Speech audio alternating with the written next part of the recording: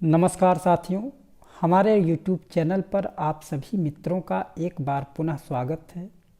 साथियों, civics practice set number 4 आज हम सॉल्व करेंगे। तो आइए इसी क्रम में पहला प्रश्न है, सुभाष चंद्र बोस ने कांग्रेस के अध्यक्ष पद के लिए चुनाव लड़ा वर्ष 1940 में, वर्ष 1939 में, वर्ष 1938 में, वर्ष 1937 में। तो साथियों, सुभाष चंद्र बोस ने कांग्रेस के अध्यक्ष पद के लिए वर्ष 1938 में चुनाव लड़ा तथा कांग्रेस के हरिपुरा अधिवेशन वर्ष 1938 में सुभाष चंद्र बोस को अध्यक्ष के रूप में पहली बार चुना गया। पुनः वर्ष 1939 में सुभाष चंद्र बोस ने कांग्रेस के अध्यक्ष पद के लिए दावेदारी की एवं गांधी जी के विरोध के बावजूद वर्ष 1939 में कांग्रेस के 52वें अधिवेशन में सुभाष चंद्र बोस जी अध्यक्ष बनने में सफल रहे। तो इसलिए साथियों, इसका करेक्ट आंसर ऑप्शन सी हो जाएगा। नेक्स्ट, गांधी जी द्वारा चलाया गया बारदोली आंदोलन किसके विरुद्ध था? ऑप्शन ए, भारत में अंग्रेजी शासन, किसानों पर अन्याय, न्यायिक व्यवस्था, भूमि कर में अधिक वृद्धि। गांधी जी द्वारा चलाया गया बारदोली आंदोलन भूमि कर में अधिक वृद्धि के विरुद्ध था।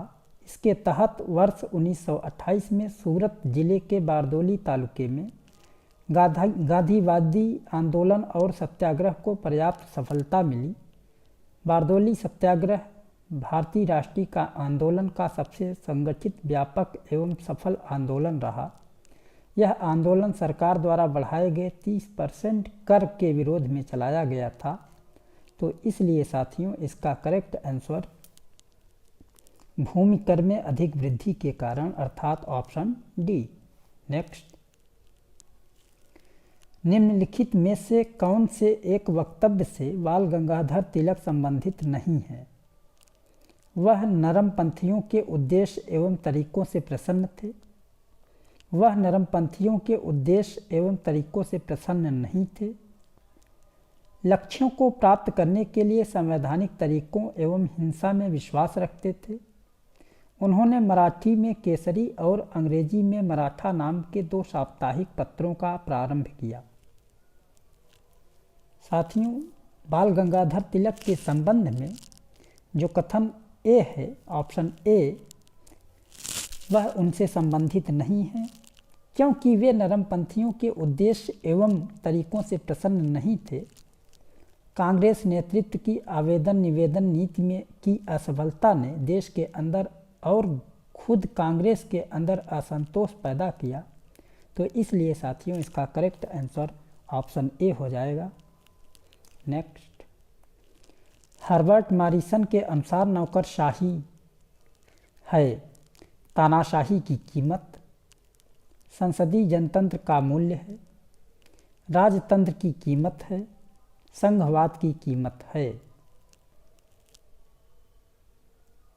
साथियों, हर्बर्ट मॉरिसन के अनुसार नौकरशाही संसदीय जनतंत्र का मूल्य है। हर्बर्ट मॉरिसन एक ब्रिटिश श्रमिक नेता थे। उन्होंने अपने जीवन काल में ब्रिटिश कैबिनेट में गृह सचिव, विदेश सचिव तथा उप प्रधानमंत्री के पदों को सुशोभित किया। तो इसलिए इसका करेक्ट आंसर ऑप्शन बी हो जाएगा।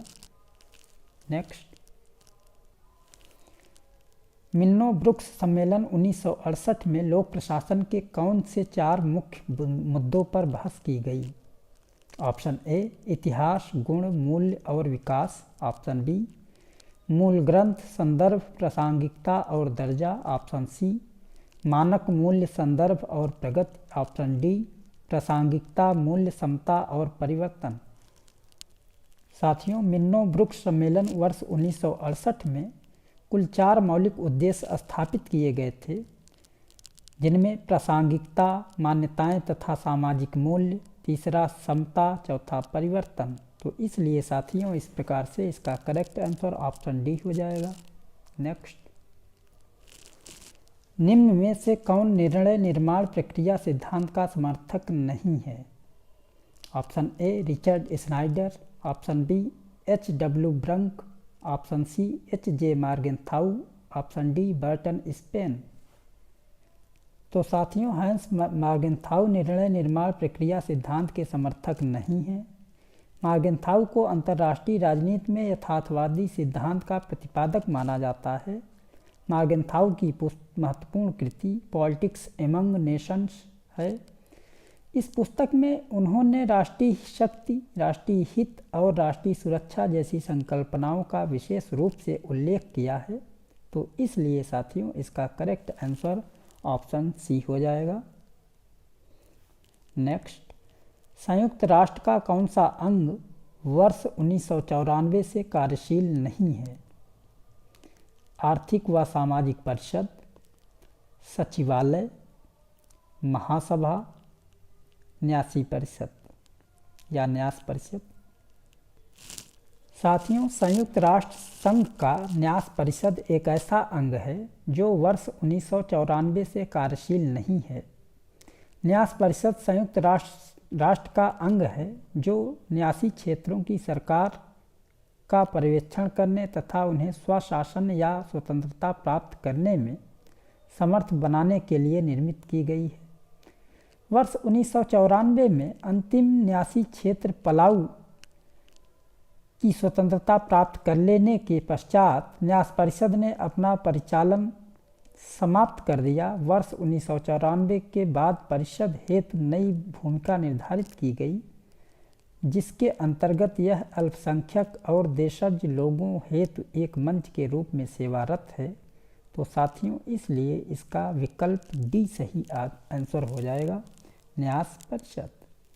नेक्स्ट, कौन सी विचारधारा यह प्रतिपादन करती है कि उत्पादन में वृद्धि के लिए व्यक्तिगत पुरस्कार तथा पहल का सहारा लिया जाना चाहिए? स्टालिनवाद, लेनिनवाद, स्तेखानोवाद, माओवाद। साथियों, स्तेखानोविज्म विचारधारा ने उत्पादन की वृद्धि के लिए व्यक्तिगत पुरस्कार तथा पहल को आवश्यक माना। सोवियत यूनियन में तकनीकी और राज्य प्रायोजित पहल को उत्पादन की वृद्धि के लिए आवश्यक माना जाता है, इसलिए इसका करेक्ट आंसर ऑप्शन सी हो जाएगा। नेक्स्ट, निम्न में से कौन एक संयुक्त राष्ट्र संघ का उद्देश्य नहीं है? युद्ध रोकना और शांति स्थापित करना, मानव अधिकार और अंतर्राष्ट्रीय विधि के प्रति सम्मान जगाना, क्षेत्रीय सहयोग को प्रोत्साहित करना, अंतरिक्ष को जीतना और उस पर शोध करना। तो साथियों, अंतरिक्ष को जीतना और उस पर शोध करना यह संयुक्त राष्ट्र संघ का उद्देश्य नहीं है, बाकी सारे संयुक्त राष्ट्र संघ के उद्देश्य हैं। तो इसलिए इसका करेक्ट आंसर ऑप्शन डी हो जाएगा। नेक्स्ट, निम्नलिखित में से कौन संगठन का आधार नहीं है? उद्देश्य, प्रक्रिया, व्यक्ति, योजना। तो साथियों, योजना संगठन का आधार नहीं है, क्योंकि विभागों को संगठित करने के 4 मुख्य आधार स्वीकार किए गए हैं। पहला कार्य या उद्देश्य, दूसरा प्रक्रिया, तीसरा व्यक्ति और चौथा क्षेत्र या प्रदेश। और साथियों, लूथर गुलिक ने कहा है कि 4P अर्थात 4Ps purpose, process, presence, place विभागीय संगठन के आधार हैं, इसलिए इसका करेक्ट आंसर ऑप्शन डी हो जाएगा। संयुक्त राष्ट्र के तहत सामूहिक सुरक्षा का प्रथम प्रयोग किस वर्ष में किया गया था? वर्ष 1947 में, वर्ष 1948 में, वर्ष 1949 में, वर्ष 1950 में। साथियों, सामूहिक सुरक्षा व्यवस्था का पहला बड़ा प्रयोग वर्ष 1950 में कोरिया के संकट के समय किया गया था। संयुक्त राष्ट्र संघ द्वारा की गई यह पहली सामूहिक सुरक्षा कार्यवाही थी। जिसे संयुक्त राष्ट्र घोषणा पत्र के 7वें अध्याय की धाराओं के अंतर्गत लागू किया गया था।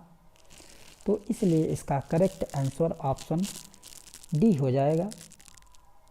नेक्स्ट, एक ध्रुवीय विश्व व्यवस्था के उदय का कारण था। चेकोस्लोवाकिया का विघटन, सोवियत संघ का विघटन, यूगोस्लाविया का विघटन, इनमें से कोई नहीं।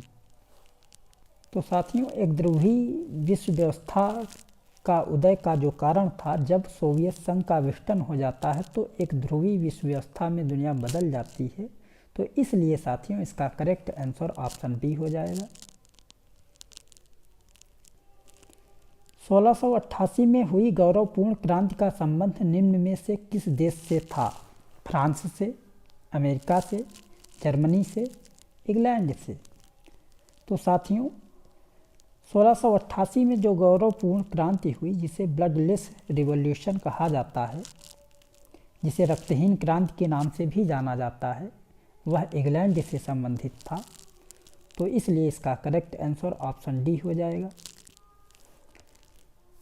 पोलित ब्यूरो शब्द संबंधित है कांग्रेस पार्टी से, भारतीय जनता पार्टी से, साम्यवादी पार्टी से, समाजवादी पार्टी से। साथियों, पोलित ब्यूरो शब्द साम्यवादी पार्टी से संबंधित है। यह नीति निर्धारित करने वाली सर्वोच्च संस्था है। इसे साम्यवादी पार्टी का बौद्धिक संगठन भी कहा जाता है। तो इसलिए इसका करेक्ट आंसर ऑप्शन सी हो जाएगा। नेक्स्ट, अंतर्राष्ट्रीय संबंधों में संतुलन या स्थिरता के निश्चित तत्व के रूप में शक्ति संतुलन का वर्णन किसने किया? Quincy Wright, George Schwarzenberger, N J. Spykman, Lord Castlereagh. तो साथियों, अंतर्राष्ट्रीय संबंधों में संतुलन या स्थिरता के निश्चित तत्व के रूप में शक्ति संतुलन का कार्य जॉर्ज श्वार्जेनबर्गर ने किया। तो इसलिए इसका करेक्ट आंसर ऑप्शन बी हो जाएगा। जॉन स्टुअर्ट मिल के द्वारा जिन चुनावी सुधारों का समर्थन किया गया उसमें सम्मिलित थे आनुपातिक प्रतिनिधित्व, बहुल मतदान, खुला मतदान, महिला मताधिकार। तो साथियों, जॉन स्टुअर्ट मिल के चुनावी सुधारों से संबंधित सभी कथन सही हैं, क्योंकि मिल ने अपनी प्रसिद्ध रचना रिप्रेजेंटेटिव गवर्नमेंट में लोकतांत्रिक पद्धति में अनेक सुधारों का वर्णन किया था, जिनमें अल्पसंख्यक लोगों के लिए आनुपातिक प्रतिनिधित्व और दूसरा शिक्षा के आधार पर बहुल मतदान, जिसे भारित मतदान या गुणित मतदान भी कहा जाता है।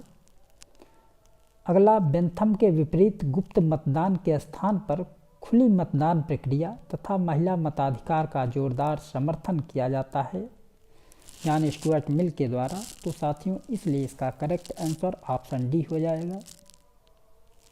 नेक्स्ट, भारत में दल विहीन लोकतंत्र की सर्वप्रथम वकालत किसने की? विनोबा भावे, जयप्रकाश नारायण, महात्मा गांधी, एम.एन. राय।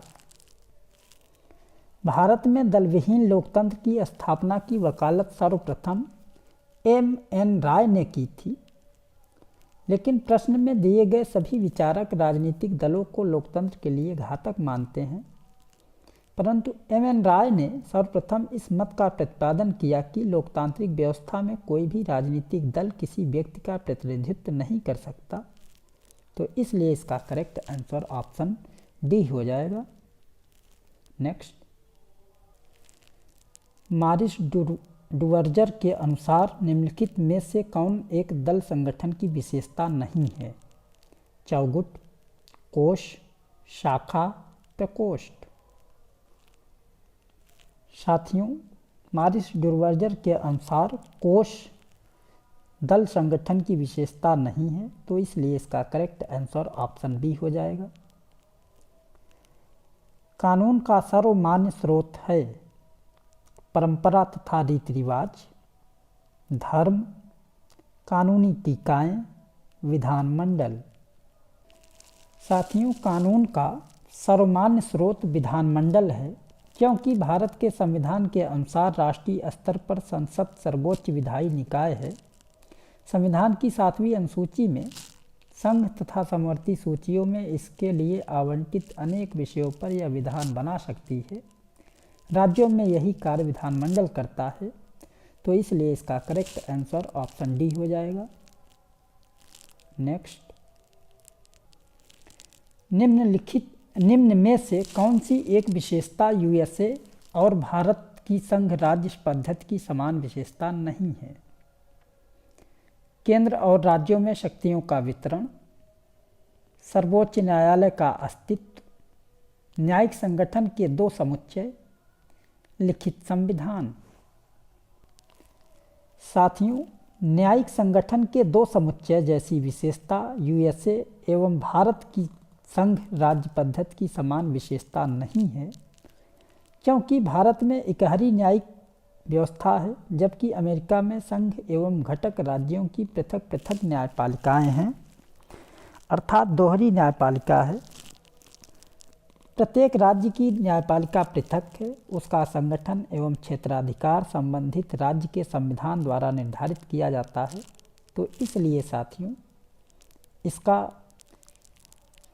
करेक्ट आंसर ऑप्शन सी हो जाएगा। नेक्स्ट, अल्पतंत्र का लौह नियम सिद्धांत किसने दिया था? Mosca, Michels, Pareto, Lasswell. तो साथियों, अल्पतंत्र का लौह नियम रॉबर्ट मिशेल्स के द्वारा दिया गया था, क्योंकि रॉबर्ट मिशेल ने अपनी प्रसिद्ध कृति पॉलिटिकल पार्टी में इसका प्रतिपादन किया है। तो इसलिए साथियों, इसका करेक्ट आंसर ऑप्शन बी हो जाएगा। नेक्स्ट, निम्नलिखित में से किस विचारधारा का उद्देश्य राजनीति का आध्यात्मिकरण है? मार्क्सवाद, समाजवाद, सर्वोदय, बहुलवाद। साथियों, इस क्वेश्चन का उत्तर आप स्वयं दें कमेंट के माध्यम से, और इसी प्रकार से यदि आप इस प्रश्न का उत्तर देते हैं तो मैं यह समझूंगा कि आप सक्रिय हैं और अपनी तैयारी अच्छी तरीके से कर रहे हैं। तो साथियों, आज की क्लास यहीं पे समाप्त की जाती है। आशा करता हूं कि आज की क्लास आपको उपयोगी सिद्ध होगी। और अभी तक साथियों, यदि आपने हमारे चैनल को सब्सक्राइब नहीं किया हो तो प्लीज़ आप हमारे चैनल को सब्सक्राइब करें, लाइक करें, कमेंट करें। यदि कोई अपना सुझाव हो तो अपना सुझाव दें, जिससे हम निरंतर सुधार कर सकें। और आपका कमेंट मैं बखूबी देखता हूं और इसके लिए मैं आतुर रहता हूं। तो साथियों, इन्हीं शब्दों के साथ आज की क्लास समाप्त की जाती है। आप सबका बहुत बहुत आभार। धन्यवाद।